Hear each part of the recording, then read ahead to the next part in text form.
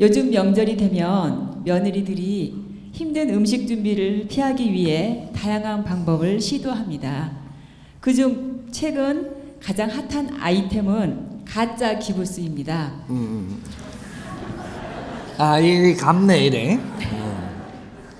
명절에 임박하여 시어머니에게 어머니 제가 팔을 다쳐서 이번에 못 내려갑니다 하고는 가짜 기부스한 팔을 인증샷으로 찍어 보내기도 합니다.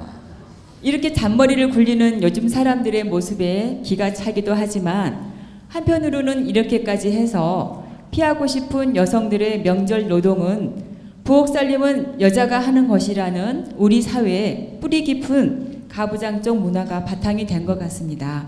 온 가족이 모여 즐거워야 할 명절이 오히려 명절 증후군으로 기피의 대상이 되고 있습니다. 이러한 명절 증후군을 어떻게 이해해야 하고 즐거운 명절을 위해 남성과 여성은 어떤 역할을 담당해야 하는지 가르쳐 주십시오. 예. 우리 명절 문화를 지금 바꿔야 됩니다. 예? 우리가 성장을 한 게 지식인으로 성장을 한 거예요. 지식인들이 사회에 할 일을 하지 못하면 구식의 일에 우리가 그 매일 수밖에 없습니다. 지식인들이 지금 왜 이렇게 지금 뭔가 혼동시대를 여느냐 하면 지식인이 해야 될 일이 뭔지를 모르고 있어서 우리 할 일을 못하고 있기 때문에 그러니까 과거하고 이런 데다가 지금 눌려갖고 있는 겁니다. 지식인들은 지식인이 해야 될 일이 있고 조금 질이 낮은 사람은 질이 낮은 사람이 해야 될 일이 있고 이런 것들이 전부 다 이게 지금 정리가 안 됐던 거죠. 음식을 하는 거는 누가 하면 좋으냐 하면 음식 하고 싶은 사람이 하면 좋습니다. 음식을 잘하는 사람이 글 좀 써라 하면 글 더럽게 안 써집니다. 사회 활동하라고 하면 활동이 안 돼요. 음식을 하고 싶은 사람이 하면 돼. 남자가 됐든 여자가 됐든 음식을 하고 싶은 사람이 이런 명절이 되면 우리가 음식할 기회가 왔으니까 오늘은 내가 좀 이래 설치 보자 하고 팔도 걷고 하면 제스처도 취하고 이렇게 할 수 있는 사람이 있습니다. 네 삼촌들이 있다면 삼촌들이 좀 앞장을 서갖고 막 볶아주기도 하고 이런 거 잘하는 사람 있죠. 이 사람들을 음식하게 하십시오. 그리고 힘센 사람들 설거지 하루쯤 해보자 이거지. 이렇게 제사라는 문화가 바뀌어버리면 우리가 모이는 문화로 바뀌면 모여서 우리가 재밌게 하는 방법을 찾아낼 수 있습니다. 제사라는 국한을 하지 말라는 거죠, 이제 앞으로. 그렇게 해버리면 제사라는 그 법도라는 게 정해진 게 있어가지고 며느리는 조신하게 음식을 만져야 되고 남자들은 이렇게 모여서 회의를 해야 되고 이렇게 지금 만들어 놓은 거거든요. 그럼 요새 남자들이 만나가지고 이 모이면 회의할 게 없습니다. 남자들 모여갖고 회의시키 놓으면 맨날 싸울 거리만 만들어내요. 그래 분위기가 굉장히 험악해집니다. 근데 이제 여자들이 이렇게 모이면 이렇게 회의를 할 수 있는 우리가 남자 여자도 지적인 사람들은 앉아갖고 회의를 해서 우리 집안을 위해서 걱정도 하고 뭔가를 다시 잡아볼 것도 의논도 하고 뭐 요렇게 하고 질이 조금 우리가 그 회의를 하는데 앉아갖고 턱 받치고 요래 듣고만 있어야 되는 사람들은 가서 음식도 좀 내오고 뭐 설거지 그거보다 조금 더 음식도 잘 못한다 그러면 설거지 담당하고 요렇게 문화를 살살 만들어 나가면 되는 겁니다. 집안에서 우리가 어렵게 사는 사람들 있죠. 어렵게 사는 사람들은 집안이 모일 때 저 사모님 있죠. 위에 높으신 분 사모님 이런 사람이 그 음식하고 설거지하게 하지 말고 우리가 어려운 사람이 얼른 나서 가지고 좀 하십시오. 그거 기 죽는 거 아닙니다. 내 질량 때문에 우리가 할 수 있는 일은 우리가 하겠습니다. 이러고 그 사람들을 잘 모시세요. 왜? 이 사람들은 우리 집의 며느리가 아니고 사회 사람이에요. 이 사람들이 지금 사회에서 어떤 사람들한테 사모님하고 이렇게 존경받고 있는데 시골에 가가지고 아주 그저 변화되고 뭔가 허드리를 하는 사람한테 가가지고 내가 동생이니까 아이고 형님 하고 죽어야 된다. 이건 뭐가 한참 잘못되죠. 요런 집안에는 어떻게 하느냐면 여기 문제점만 없다면 어떻게 하느냐면 전화 끄십시오. 가장을 부리지 말고 요때는 언제부터 전화 꺼버리라는 얘기죠. 가고 싶지 않은 자리에 어떻게 가냐 이거죠. 사람은 가고 싶은 자리 가십시오. 내가 아무리 부모가 있든 이 식구가 있든 이게 가고 싶지 않은 자리다 가지 마십시오. 그런 환경이 안 만들어졌을 때는 지금은 피해라. 요겁니다. 내가 갈 수 있는 환경을 안 만들어 놨다. 그 자리가 내 집이든 가정이든 어디에든 환경이 안 되면 가서 불평하지 말고 그 자리 가지 마라. 욕을 지금 먹더라도 가지 마라. 그럼 안 가고 있으니까 추석 쉬고 나면은 전화가 오겠죠. 그때 받으세요. 그럼 지금 내려온 날은 안 갈 거니까. 왜 안 왔노? 할 테니까. 그때 솔직히 이야기하십시오. 내가 내려가면 주위가 다 어려워하고 내가 하지 못하는 걸 하는 것도 내가 불평을 해야 되고 이런 환경이 돼가 있어갖고 요번에 자리를 제가 피했습니다. 어머니 죄송합니다. 정정당당하게 말씀을 하십시오. 그래야 고치지죠. 응? 한 번, 두 번 처음에는 이렇게 당돌하다 할지 몰라도 한 번, 두 번, 세 번 자꾸 일어나면 이걸 고쳐야지 우리 며느리를 볼 수 있습니다. 그래야 우리 형님을 볼 수 있어. 너희들이 나를 불편케 하면 가지 마십시오. 또 우리가 아래 사람들이 위 사람 집에 가는데 우리를 불편케 한다. 가지 마십시오. 왜 가? 우리는 가족이 뭔지 몰라서 지금 그런 거예요. 우리가 잘 생각하십시오.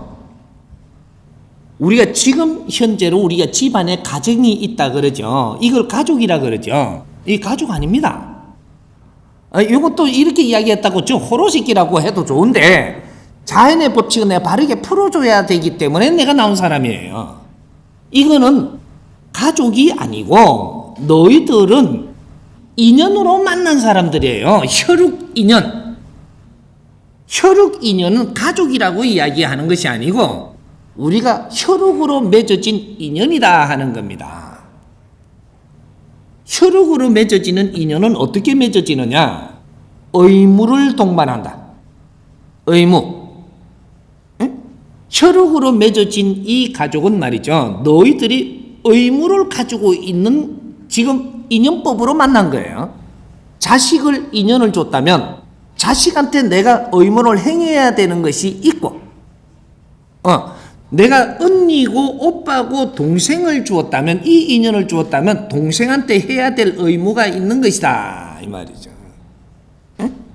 이렇게 해서 촌수를 줘가지고 어느 촌수에 두께를 주었다면 두께 있는 만큼씩의 그 의무 프로테이즈가 있는 겁니다. 그래서 의무를 행하지 않았을 때 어떤 일이 생기냐? 너희들이 살아가면서 의무를 행하지 않았던 어려움은 너희들이 다 겪게끔 해준다. 이래서 오늘날 우리가 사회를 살면서 다 어려움을 겪고 있는 거예요. 사회에 우리가 무엇을 해야 되는 의무가 있는데 의무를 행하지 않고 갔을 때 그때는 어려운 일을 겪어서 다시 그 자리를 끌어내리기 위해서 자연히 작업을 한다 이 말이죠. 가정도 마찬가지입니다. 가정에 우리가 의무를 행하지 않고 갔을 때는 너가 사회에서 복면을 당하든 어떻게 하든 해갖고 네가 기운을 내려서 자리를 다시 내려놓습니다. 사업을 한다고 잘 나가는 것 같아도 망해갖고 또 죽상을 해야 되고 다 그렇게 만들어준다 이 말이죠. 이 자연의 법칙을 너무 모르고 살고 있는 거예요 지금. 의무가 있으면 의무를 행하는 것이 그게 바른 것이고 그렇게 하고 가는 것이 성공하는 지름길이에요. 우리가 무엇을 어떻게 해야 성공하는지 그런 답도 하나 없다 이 말이죠. 그래서 가정에는 의무를 행할 수 있는 인연들이 지금 살고 있는 것이다. 그렇게 해서 의무는 그러면 어떻게 해가지고 행을 하느냐? 위에서 아래로 행한다. 위에서 아래로 행하는 게 의무입니다. 아래에서 위로 행하는 법칙은 절대 없습니다. 위에서 아래로 행하는 걸 바르게 하는 것이 무엇인지를 우리가 알아야 되는 것이고, 이걸 바르게 행하면 아래는 그 행함의 이 은덕을 받아서 그 기운으로 내가 성장을 하는 것이고, 여기 바른 법칙이에요. 아래 사람한테 잘못한다고 모욕하는 법은 절대 존재하지 않는 겁니다. 아래 사람들이 왜 잘못하냐? 위에 사람이 행할 걸 행하지 않았기 때문에 아래 사람은 질량이 모질해서 행을 잘못해서 우리한테 거슬리게 된다. 요래되는 거예요. 사회도 마찬가지입니다. 모든 것은 위에서 아래로 행하는 것이지 아래 사람이 위로 행하는 게 아니다. 아래는 위 사람을 잘 따라야 되고 위 사람은 아래로 행해야 되고, 행하는 게 몇 프로? 30% 행해야 돼. 가정도 마찬가지, 사회도 마찬가지. 아래 사람한테 30%를 우리는 행하고 그 다음 코스로 가야 된다. 그래야 이것이 성공한다. 요거죠. 대자연의 법칙은 절대 두 가지로 존재하지 않습니다. 3대 7의 법칙, 한 가지로 운행이 되고 있는 겁니다. 모든 것은 3대 7의 법칙으로 운영된다. 우리가 업을 이 죄를 지어가지고 기운이 탁해져서 이 지상에 온 자체가 3대 7의 법칙으로 왔기 때문에 모든 그 운행의 법칙은 3대 7의 법칙으로 운영되는 것이다. 이 우주가 천지창조가 일어난 자체가 3대 7의 법칙 때문에 일어났고, 이 3대 7의 법칙으로 이 천지가 운행되고 있는 겁니다.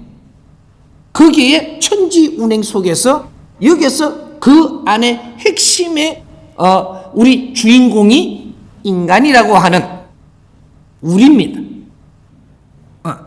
그래서 만물의 영장이고 이 자연은 우리를 위해서 존재하는 것이다, 이 말이죠.